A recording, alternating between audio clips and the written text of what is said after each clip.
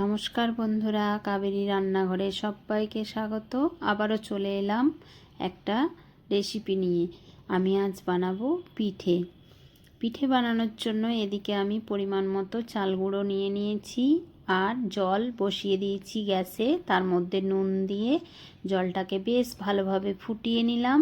এরপর ভালোভাবে মেখে নেব, একটা ডো মতো রেডি করে নেব। গরম অবস্থাতেই মাখতে হবে বন্ধুরা। বেশ ভালোভাবে আমি মেখে নিচ্ছি একটা হাতার সাহায্যে।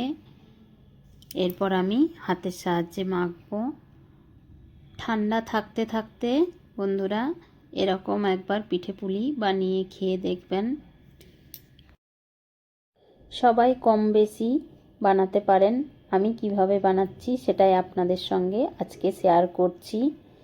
আমি একটা ডো মতো রেডি করে নিলাম। এবার আমি পিঠেগুলোকে বানিয়ে নেব। তার জন্য ক্ষীরের পুর নিয়েছি আমি এখানে।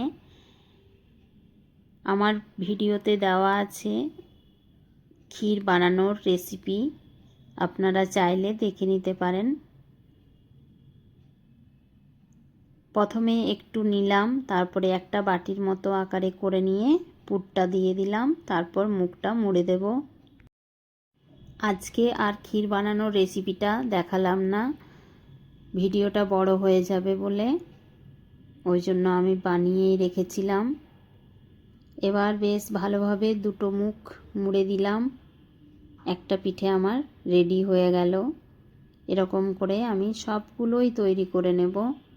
আবারও একটা নিয়েছি, আবারও একটা করে দেখাচ্ছি। এরকম প্রথমে একটু বাটির আকারে করে নেব, তারপর পুরটা ভরে নেব। বন্ধুরা আপনারা চাইলে অনেক রকম ডিজাইনের করতে পারেন। আমি এখন এরকম করেই করছি, আবার কিছুগুলো আমি একটু ডিজাইন করে নেব। আমার আরেকটা তৈরি করা হয়ে গেল।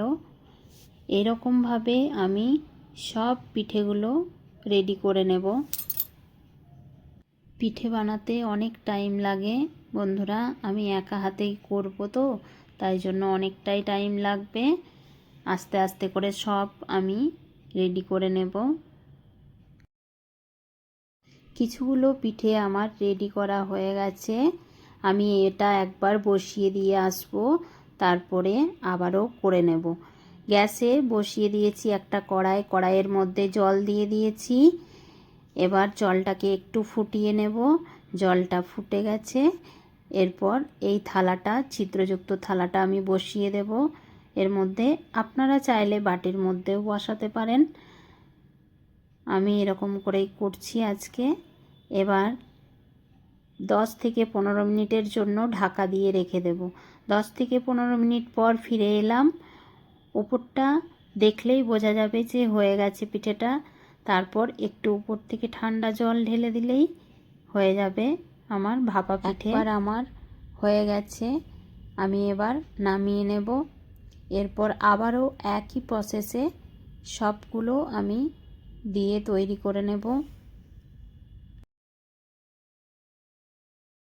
আবারও আমি সবগুলো দিয়ে দিচ্ছি। যেসব বন্ধুরা এত দূর দেখতে দেখতে চলে এসছেন, এখনও লাইক করেননি, প্লিজ একটা লাইক করে দেবেন।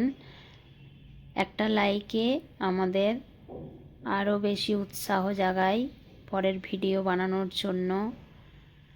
আমি আবারও সেম প্রসেসে পিঠেগুলো সব তৈরি করে নিলাম।